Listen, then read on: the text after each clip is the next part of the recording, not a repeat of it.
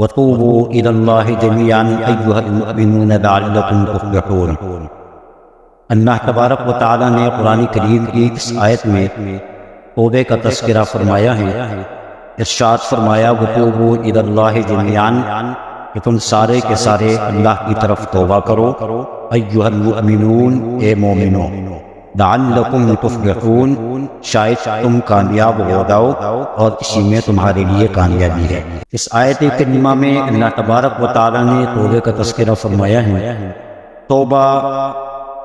اللہ رب العزت کی طرف رجوع کرنے کا اور اللہ کی طرف لوٹنے کا نام ہے،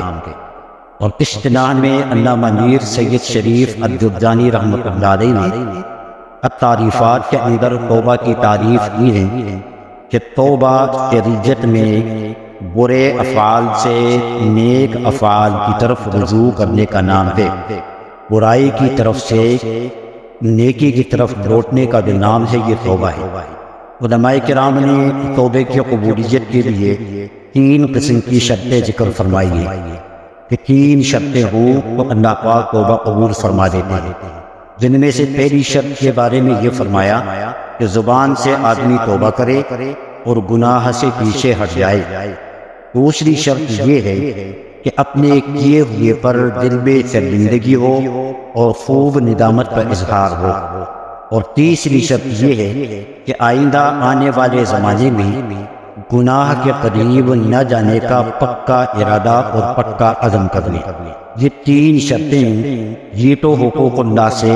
توبہ کرنے کی بات ہے کہ اگر اللہ رب العزت کے حق میں کسی قسم کی کوتاہی انسان سے ہو جائے تو پھر یہ 3 شرطیں توبہ کی قبولیت کے لیے ہیں، اور اگر حقوق العباد میں کوتاہی ہو اور اس سے بندہ توبہ حاصل کرنا چاہتا ہو تو چھوٹی شرط اس کے لیے یہ ہے کہ جس کا حق دبایا ہے اس کو ادا کرے، تب جا کر توبہ قبول ہو جائے گی۔ اگر کوئی مال اس نے غصب کیا ہے تو جب تک کہ وہ مال واپس نہیں کرتا تو یہ ہے کہ اس کی توبہ قبول نہیں ہوتی، کیونکہ بندوں کا حق ہے اس کو ادا کرنے کا اور اس کو پورا کرنے کا، شریعت نے اس پر زور دیا۔ توبہ یہ ہیں اور توبہ اور استغفار، کیونکہ یہ دونوں الفاظ ہیں تو ان دونوں میں ذرا تھوڑا سا فرق ہے۔ استغفار کا جو تعلق ہے یہ اس گناہ سے ہے کہ جو گزشتہ زمانے میں کر چکا ہو، اور یعنی استغفار ماضی کا جو وقت ہے گزرا ہوا اس کے ساتھ خاص ہے، اور جہاں تک توبے کا تعلق ہے تو توبہ آنے والے زمانے میں جتنے گناہ ہوں گے تو ان گناہوں سے باز رہنے کا نام ہے۔ تو اس کا مطلب یہ ہوا کہ استغفار گناہ چھوڑنا ہوا اور توبہ اطاعت اختیار کرنا ہوا۔ یہی وجہ ہے کہ قرآن کریم کا جب ہم مطالعہ کرتے ہیں تو قرآن کریم میں اور احادیث پاک میں استغفار کو پہلے ذکر کیا ہے اور اس کے بعد جا کر توبے کا تذکرہ ہے۔ اس طرح قرآن کریم کی ایک آیت ہے جس میں اللہ نے فرمایا استغفروا ربکم ثم توبوا۔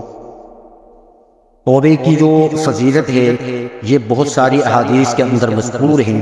جناب محمد رسول اللہ صلی اللہ علیہ وسلم نے ایک حدیث میں ارشاد فرمایا ہے کہ واللہ انی لاستغفر اللہ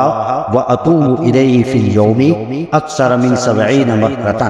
کہ قسم ہے اللہ کی کہ میں دن میں 70 بار سے زیادہ اللہ رب العزت سے استغفار کرتا ہوں اور توبہ کرتا ہوں۔ اب یہاں پر دیکھیے کہ آپ صلی اللہ علیہ وآلہ وسلم باوجود اس کے کہ آپ کی ہستی معصوم بھی ہے اور آپ کی ہستی مغفور بھی ہے، لیکن پھر بھی دن میں 70 مرتبہ استغفار کا تذکرہ فرماتے ہیں۔ تو اس کا مقصد یہ ہے کہ یہ امت کے لیے ایک تعلیم ہے کہ جب آقا کریم صلی اللہ علیہ وسلم اتنی محنت کرتے ہیں تو گناہوں کو چھوڑنے کے لیے اتنی تاکید فرماتے ہیں،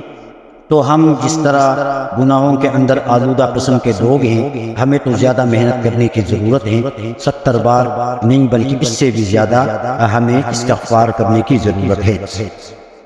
علامہ طیبی رحمۃ اللہ علیہ وہ فرماتے ہیں کہ آپ صلی اللہ علیہ وسلم کا جو دلی اور قلبی ایک تعلق تھا وہ ہر وقت اپنے رب کے ساتھ رہتا تھا، لیکن کبھی کبھی مباح چیزوں میں مثلا کھانے میں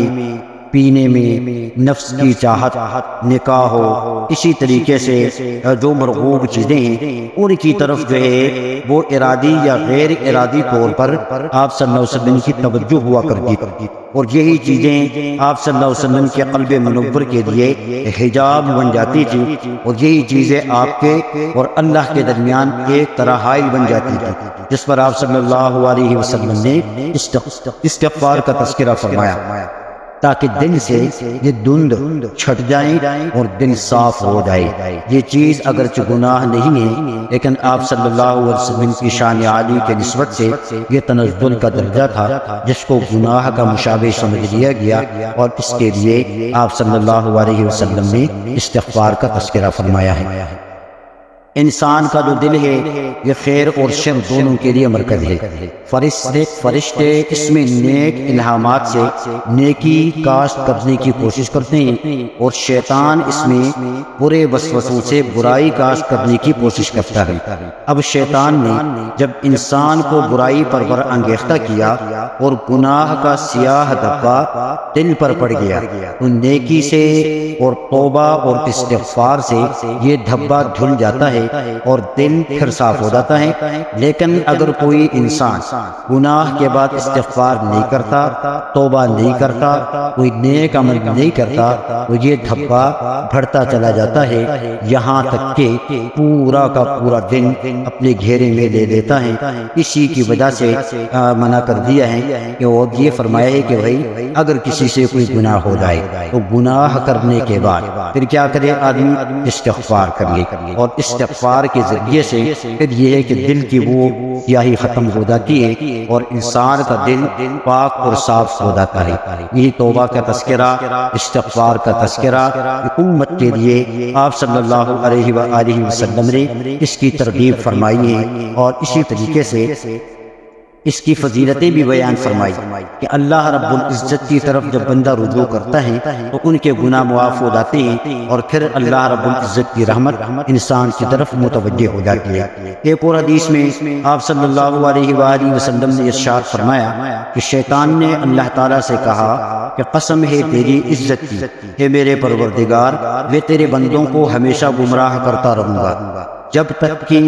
ان کی روحیں ان کے جسم میں ہے۔ اللہ رب العزت نے فرمایا کہ قسم ہے اپنی عزت کی، اور قسم ہے اپنی بزرگی کی اور اپنے مرتبے کی بلندی کی، میرے بندے جب تک مجھ سے بخشش مانگتے رہیں گے میں بھی ہمیشہ ان کو بخشتا رہوں گا۔ تو اللہ رب العزت کی مغفرت کی یہ وسعت ہے کہ انسان جتنا اللہ پاک کے قریب آتا ہے، گناہوں سے توبہ کرتا ہے، گناہوں سے اپنے آپ کو بچا کے رکھتا ہے، اور اللہ پاک سے سچے دل کے ساتھ توبہ کر کے استغفار کر کے اپنے لیے معافی طلب کرتا ہے، تو پھر اللہ پاک اس انسان کی مغفرت فرما دیتے ہیں۔ اللہ ہمیں گناہوں سے بچنے کی توفیق نصیب فرما دے۔